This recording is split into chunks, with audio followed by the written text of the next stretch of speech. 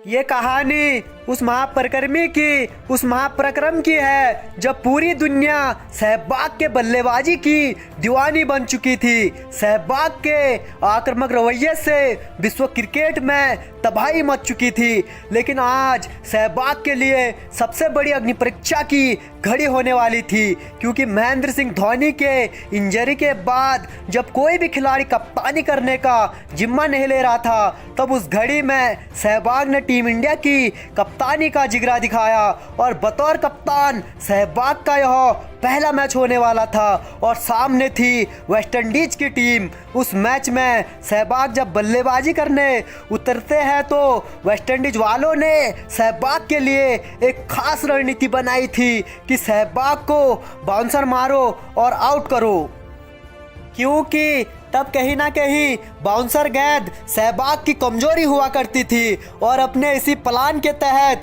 Match के शुरुआत में ही वेस्टइंडीज बॉलर केमार रोच ने सहवाग के चेहरे को टारगेट कर एक तेज बाउंसर मारा जो सीधा सहवाग के हेलमेट से जा टकराई। सहवाग को पता चल चुका था ये गिरी हुई हरकत केमार रोच जानबूझकर कर रहा था, क्योंकि केमार रोच सहवाग को सॉरी बोलने के बजाय उल्टा सहवाग को अग्रेसन दिखा रहा था। लेकिन तब सहवाग ने केमार रोच की बदतमीजी पर पलटवार करना शुरू किया था तो सहवाग के सुनामी में उड़ गई थी धज्जियां वेस्टइंडीज की। और सहवाग ने केमार रोच की ऐसी कुटाई करी थी जिसका दहशत अगले 7 जन्मों तक रहेगा केमार रोच के दिल में। दोस्तों, सहवाग की इस बमबारी का पूरा हाईलाइट वीडियो हम आपको दिखाएंगे भी और सुनाएंगे भी, लेकिन उससे पहले आपसे गुजारिश है कि इस वीडियो को एक लाइक करके हमारे चैनल को भी जरूर सब्सक्राइब करिएगा।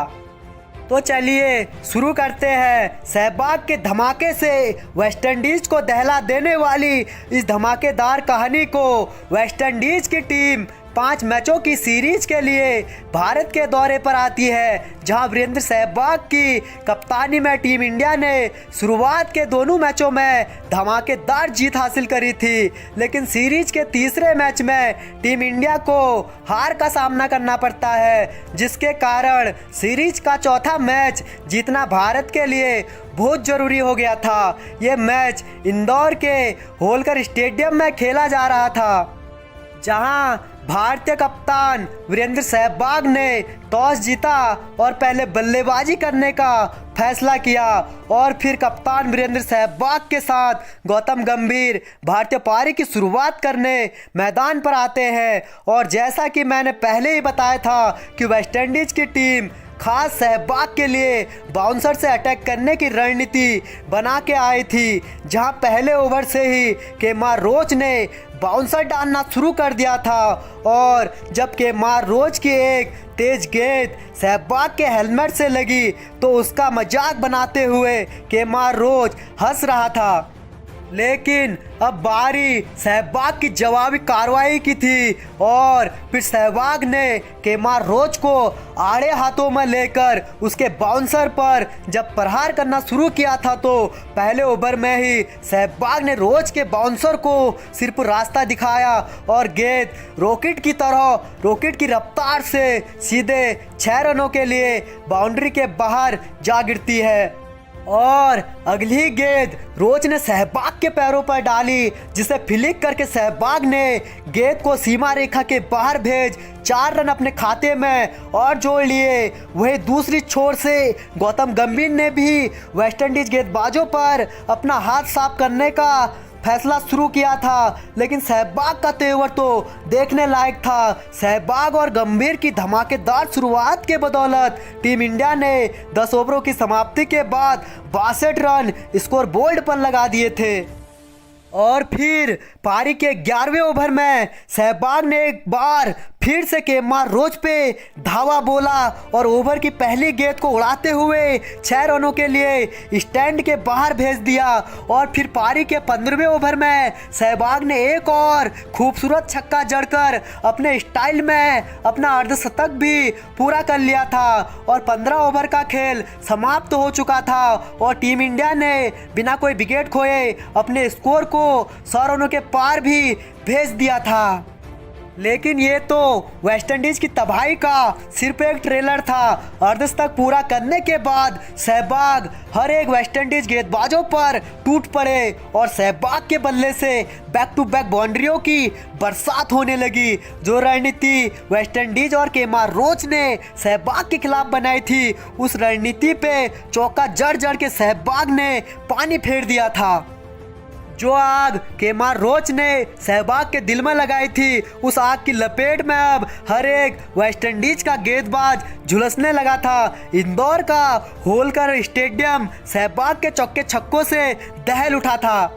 हालांकि दूसरी छोर से गौतम गंभीर ने भी अपना अर्धशतक पूरा कर लिया था, लेकिन आज इस महफिल के असली शहंशाह तो सहवाग ही थे और वेस्टइंडीज की गेंदबाजों को तहस महस करते हुए तूफानी अंदाज में अपने शतक के दहलीज पर खड़े हो गए थे। और फिर 4 रनों का एक खूबसूरत शॉट लगाकर सहवाग ने अपने स्टाइल में अपना शतक भी पूरा कर लिया था। 22 ओवर का खेल समाप्त हो चुका था और टीम इंडिया ने बिना कोई विकेट खोए 175 रन भी बना लिए थे। लेकिन फिर पारी के 23वें ओवर में गौतम गंभीर 66 बॉलों में 66 रन बनाकर आउट हो जाते हैं। फिर सुरेश रैना के साथ मिलकर सहवाग ने एक बार फिर से धमाका करना शुरू कर दिया था।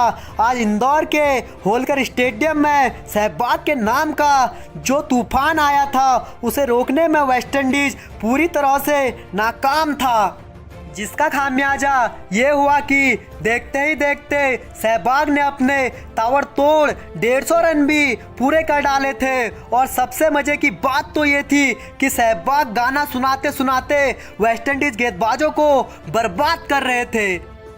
सहवाग के इस विस्फोटक पारी से वेस्टइंडीज वालों का कंधा भी झुकने लग गया था और सहवाग किस आग का गोला है ये केमार रोच को पता भी चल चुका था, क्योंकि तब तक सहवाग ने 197 रन अकेले कूद डाले थे और एक बार सहवाग ने अपने स्टाइल में चौका लगाकर अपना दोहरा शतक भी पूरा कर लिया था, जो भारतीय क्रिकेट के इतिहास में किसी कप्तान द्वारा लगाए गए ये पहला दोहरा शतक था, जिसके स्वागत में एक फैन सहवाग के लिए फूलों का एक बुके लेकर मैदान पर दौड़ा चला आता है और फिर उसके अगले ही गेंद को सहवाग ने फिर से हवा में उठाकर मारा और इस शानदार छक्के से पूरे होलकर स्टेडियम को झुमा दिया। उस मैच में सहवाग ने सारे रिकॉर्ड को ध्वस्त करते हुए 139 गेंदों में ही 219 रनों की ऐसी पारी खेली कि टीम इंडिया ने निर्धारित 50 ओवरों में 418 रन स्कोर बोर्ड पे लगा डाले। मैच पहले इनिंग में ही एक तरफा हो चुका था। अब तो बस ये देखना बाकी था कि वेस्टइंडीज कितने रनों से ये मैच को हारती है और फिर जवाबी कार्रवाई में वेस्टइंडीज की पूरी टीम 265 रनों पर ही सिमट जाती है और सहवाग की कप्तानी में टीम इंडिया ने ना सिर्फ ये मैच को जीता बल्कि सीरीज पे भी कब्जा जमा लिया और केमार रोच को उसकी नानी याद दिलाते हुए सहवाग ने 10 ओवर में ही 108 रन कूद डाले थे।